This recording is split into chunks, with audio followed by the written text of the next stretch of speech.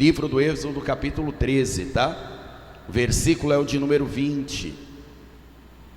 Deus já havia dado saída para o povo no Egito, e o povo já estava liberto. Mas agora você tem que entender que o povo não sabia fazer nada, nem para onde ir. E é este o cenário espiritual que nós encontramos em Êxodo capítulo 13, versículo de número 20. Assim partiram de Sucote e acamparam em Etã, à entrada do deserto. Amém?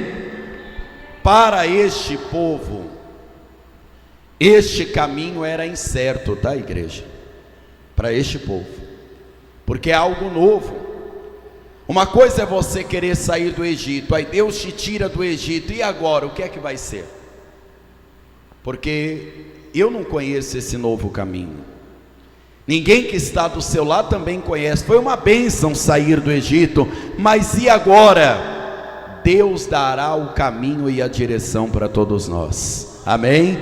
Então eu vou reler o versículo de número 20, todos os que estão comigo na sede da Paz e Vida em São Luís, repetem bem alto, bem forte, em bom som e alta voz. Vamos lá. Assim partiram de Sucote e acamparam em Etã, à entrada do deserto. O mesmo Deus que deu saída no Egito vai dar saída em qualquer situação que você estiver com Ele, amém? Então, por favor, desocupe as suas mãos e vamos aplaudir a este Deus que dá saída ao seu povo. Vamos aplaudir ao Senhor. E enquanto você aplaude a Deus, abra sua boca e diga glória a Deus. Isso, vamos aplaudir e dizer glória ao seu nome, Senhor. Senhor, nosso Deus e nosso Pai, é a tua palavra que é aplaudida, o teu nome é glorificado.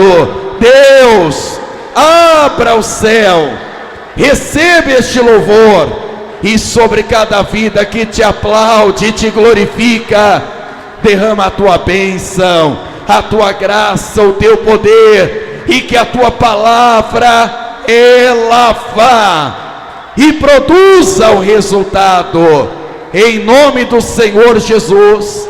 Os que creem, digam amém, Senhor. Diga amém, Jesus. Por favor, se assente. Imagina que o povo saiu do Egito de maneira milagrosa. A morte passou na casa de cada um, mas na casa que tinha o sangue do Cordeiro, a morte não entrou.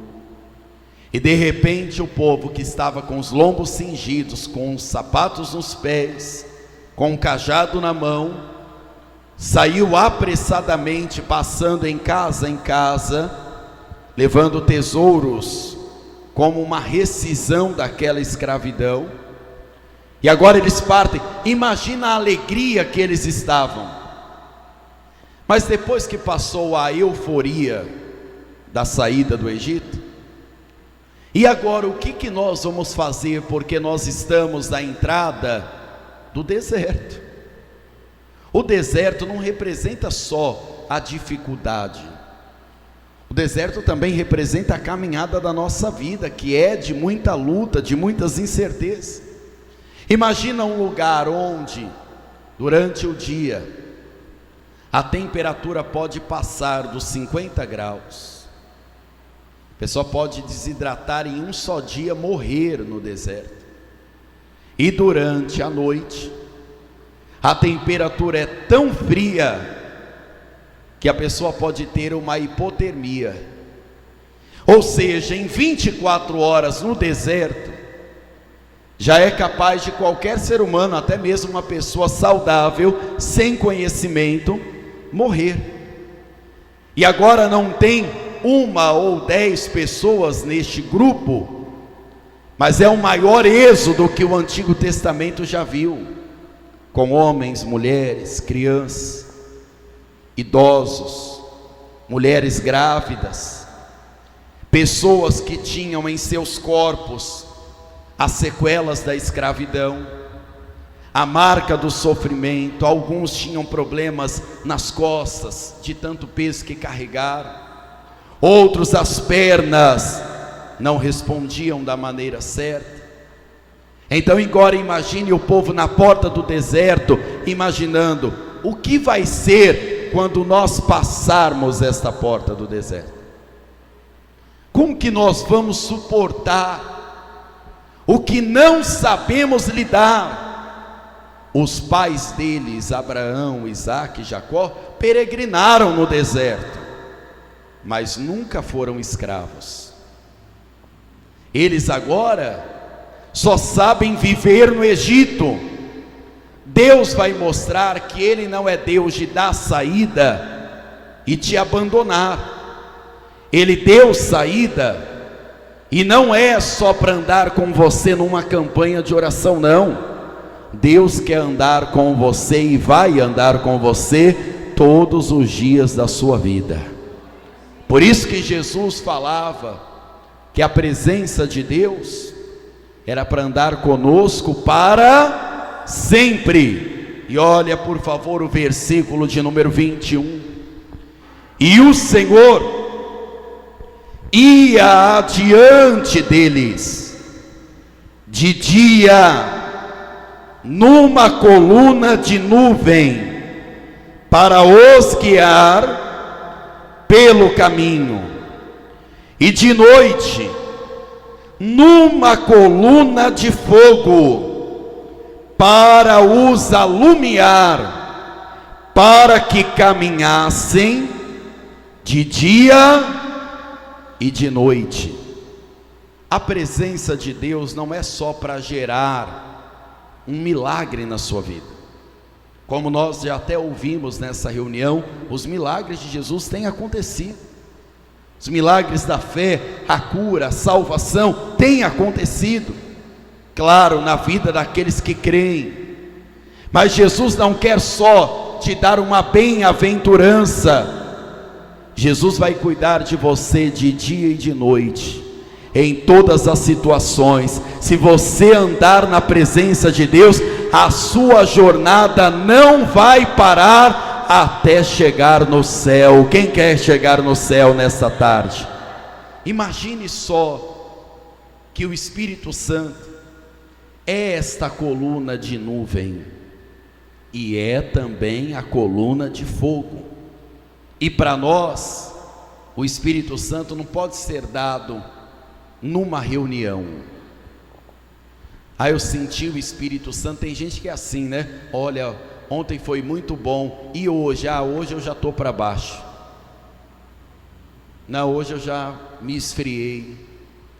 A presença de Deus não pode se retirar do meio de nós. Veja o que está escrito no verso 22. Nunca tirou diante da face do povo a coluna de nuvem de dia, nem a coluna de fogo de noite. Você pode levantar as suas mãos, olhar para o céu pela fé e dizer: Espírito Santo, não tire a sua presença da minha vida, nem de dia e nem de noite. Nós não podemos ter a presença de Deus como um momento. Eu quero que você, mesmo que conheça a palavra, que você entenda que a palavra, ela serve de alimento. É como alguém que está no deserto e bebe aquela água cheia de sede, sabe? Que está a alma da pessoa. Porque o salmo que nós vamos ler agora, ele representa exatamente a coluna de nuvem, que é um refrigério, é o consolo do Espírito Santo. Este salmo que nós vamos ler agora, o Salmo 23, eu tenho ele decorado desde que eu era pequeno. Eu lembro que minha mãe orava o Salmo 23 para mim, e ela me fez repetindo ali, decorar este salmo, mas eu quero que a sua alma se alimente desta palavra agora, por favor. Salmo 23. E você vai usar este salmo como alimento e refrigério para a sua alma agora, amém? Salmo 23, versículo de número 1. Alimente a sua alma com essas palavras. O Senhor é o meu pastor, nada me faltará. O homem que está orando esse salmo já viveu muitas situações difíceis, já desafiou gigantes, já viveu desertos na vida, assim como aquele povo do Êxodo. Mas ele está falando: se Deus estiver guiando o meu caminho e o seu, nós podemos estar de saída do Egito e na porta do deserto, mas nada vai faltar a você, seja de dia ou seja de noite. Se o Senhor é o seu pastor, se o grande eu sou te guiar, nada vai te faltar, nada vai te faltar, e é nada mesmo, tá? Todas as coisas Ele vai cuidar no caminho que Ele for guiando você. Mas já repare nesta palavra, antes da continuação deste alimento, que Deus tem que guiar você. A nuvem não era só para proteger e para abençoar, era para dar direção para o povo de Deus. O povo tinha que ir seguindo a nuvem, e seguindo a nuvem, eles estariam seguindo a presença de Deus. Olha o que está escrito no versículo 2 do Salmo 23: deitar-me faz em verdes pastos, guia-me mansamente a águas tranquilas, refrigera a minha alma, guia-me pelas veredas da justiça, por amor do seu nome. Ainda que eu andasse pelo vale da sombra da morte, nada temerei, não temerei mal algum, porque tu estás comigo. A tua vara e o teu cajado me consolam. Davi está falando assim: eu já entendi que andando com Deus, Ele vai me corrigir. Quando eu estiver me perdendo do caminho dEle, Ele vai me puxar. Você sabe para que serve a vara do bom pastor, né? Você sabe para que serve. Quem sabe? É para quê? É para corrigir mesmo, bater. É para isso que serve. Sim ou não? Não tem outra função, é essa função, é bater. E o cajado, que é quase a vara, mas em sua ponta, né? Ele tem uma curvatura. Para quê? É para puxar a ovelha que está desgarrando. E não é puxar pelas patas não, viu? É puxar, pelo pescoço. Davi está falando: se for preciso, Senhor, me puxa pelo pescoço, mas não deixa eu sair da sua presença. Se for preciso, me corrija, alinhe os meus caminhos, porque eu sei que isto me consola. Davi está falando: mesmo que eu sofra uma correção, isso é bom para mim. Eu entendi que isso que vem de Deus é para mim não me perder, é para me consolar, Forte isso, né?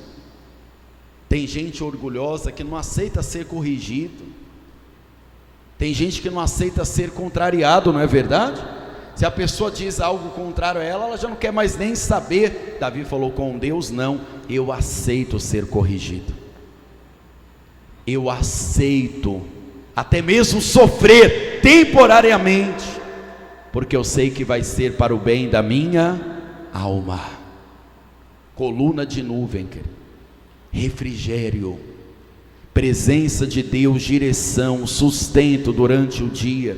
E olha o versículo 5: preparas uma mesa perante mim, na presença dos meus inimigos, unges a minha cabeça com óleo, o meu cálice transborda.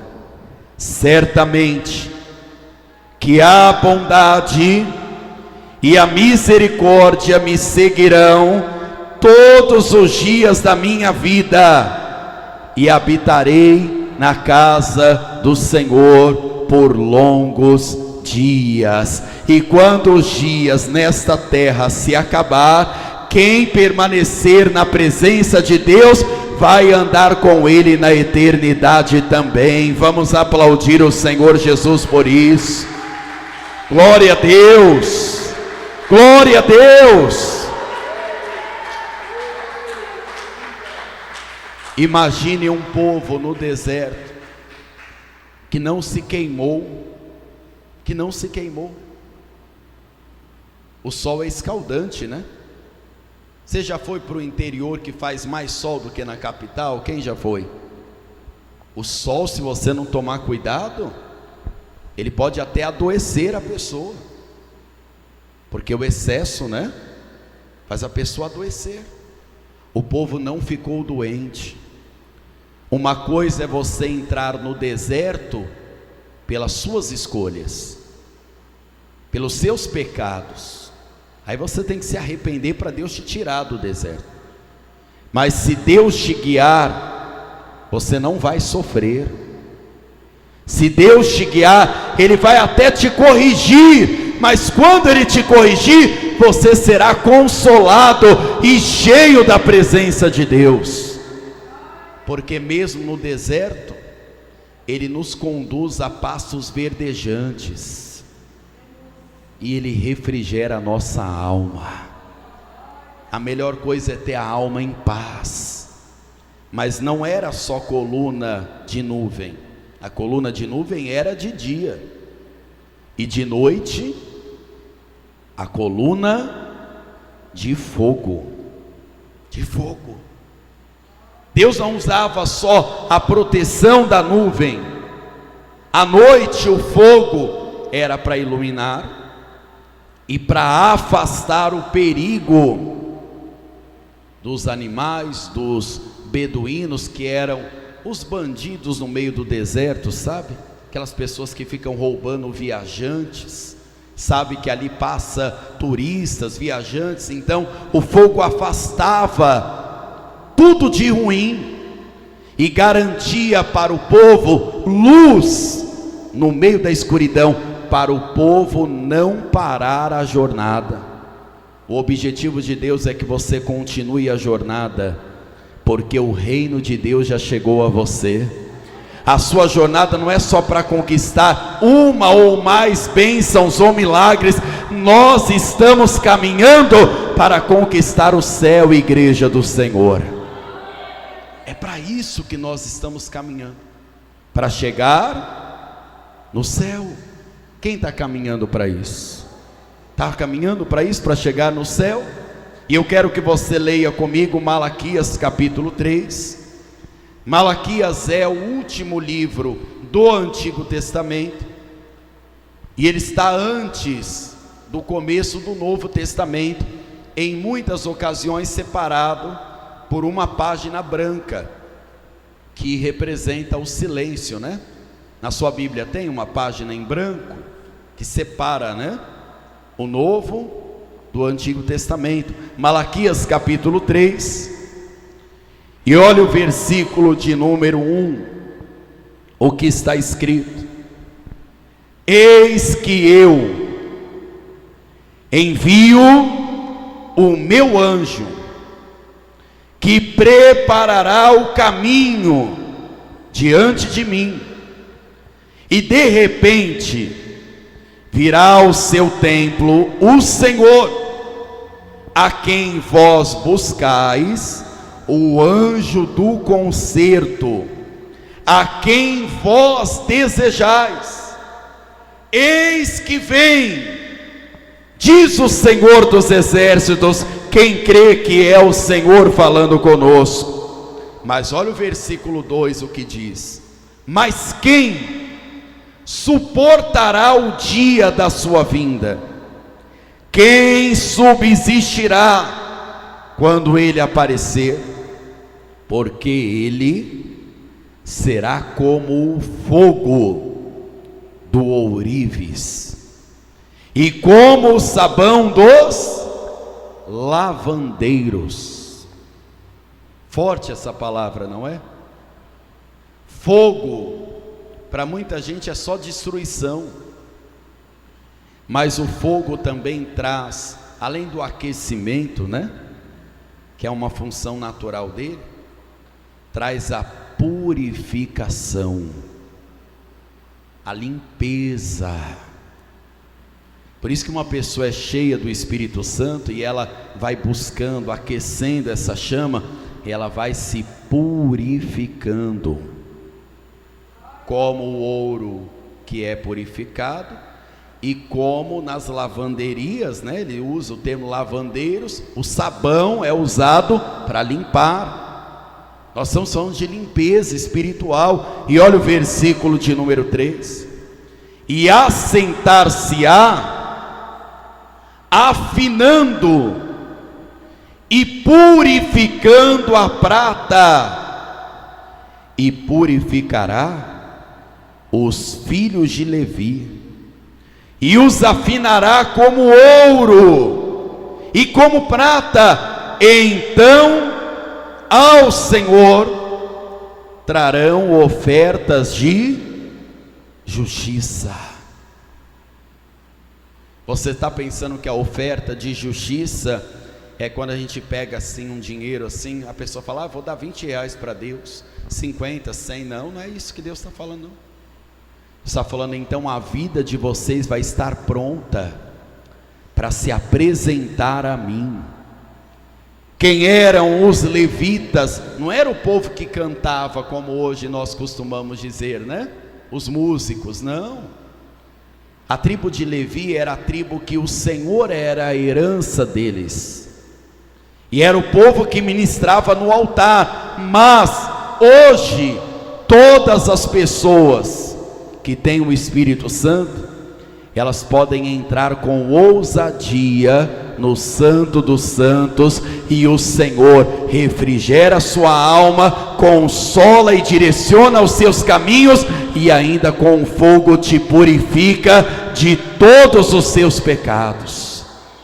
Não é só nuvem que traz a presença do Espírito Santo, o fogo também está presente, de dia e de noite. Seja em qual for a situação que você estiver andando, o Senhor pode cuidar, pode aperfeiçoar e pode andar com você. O que ensinou o nosso Senhor Jesus, que agora nós não vamos mais ficar dizendo: Senhor, manda uma nuvem. Esses dias nós tivemos uma ação evangelística, aí como tem as reuniões de manhã, né? Eu fiquei vendo os obreiros se revezando e voltando, e aí cada um contava, né? Como foi a experiência. Aí uma obreira falou assim: pastor, e a gente nem pegou tanto sol, porque Deus mandou uma nuvem. Eu acredito que Deus faz isso. Quem aqui acredita que Deus faz? Ele cuida, né? Ele cuida.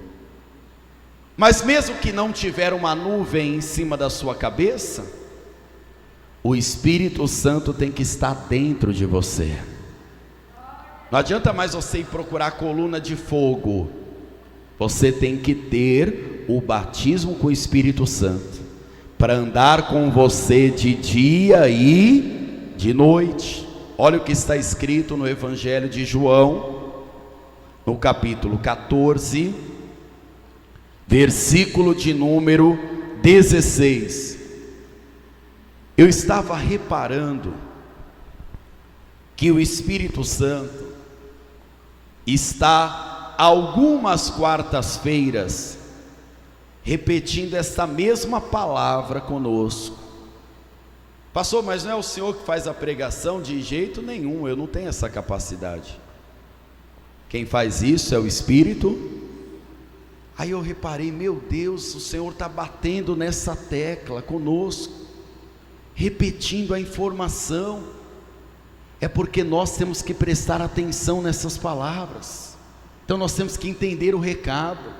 É como iluminar a mente. Olha o que está escrito em João 14, versículo de número 16. E eu rogarei ao Pai, e Ele vos dará outro Consolador, para que fique convosco para sempre. É só para uma quarta-feira o Espírito Santo? Só na hora quando as coisas apertarem? É todo dia. Por isso que a irmã está fazendo certo, que ela contou aqui. Está no carro, clama o Espírito Santo. Está no meio do ônibus, clama o Espírito Santo. Pede ajuda dele. Está indo resolver um problema, não resolve sozinho não. Não resolve sozinha não. Espírito Santo, vai comigo. Vai comigo. Vai evangelizar alguém. Ah, pastor, estou cansado de falar. É porque você não está falando sem o Espírito Santo. Chama o Espírito Santo e fala: Espírito Santo, me dá a sabedoria que eu preciso. Pastor, estou com um problema com meu esposo, com a minha esposa, é um problema com meu filho, nem sei mais o que fazer. Você não sabe, mas o Espírito Santo sabe, e vai dar saída se você invocar a presença dele. Ele sabe. Ele é Deus conosco.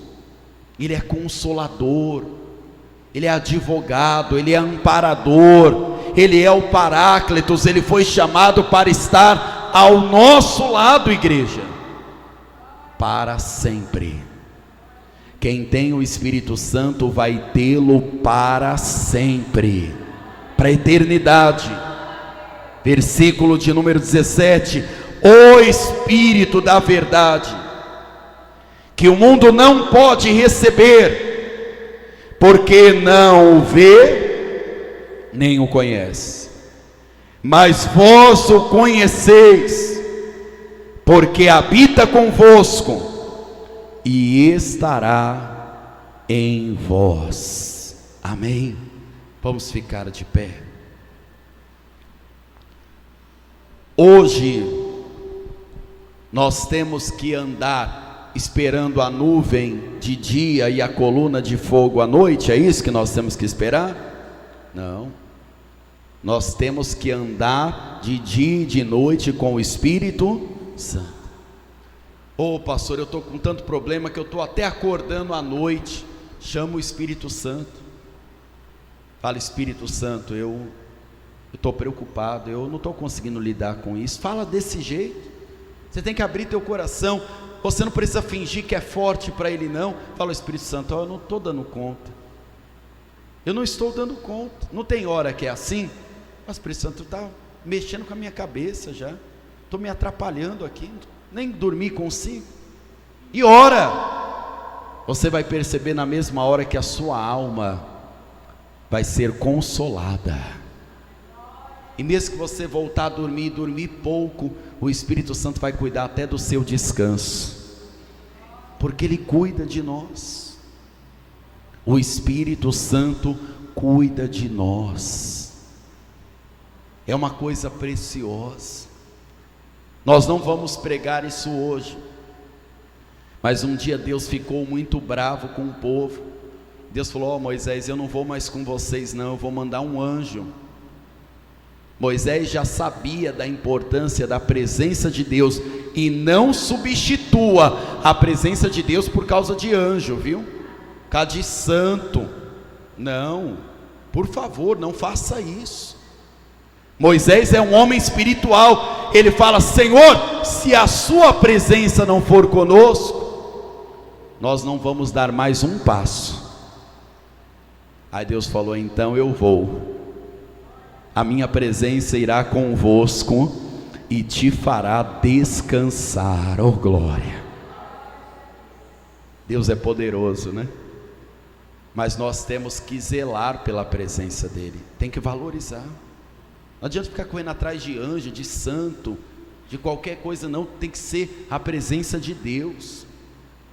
Eu não aceito nenhuma imitação barata, não, nenhum objeto, não. Eu quero a presença de Deus na minha vida.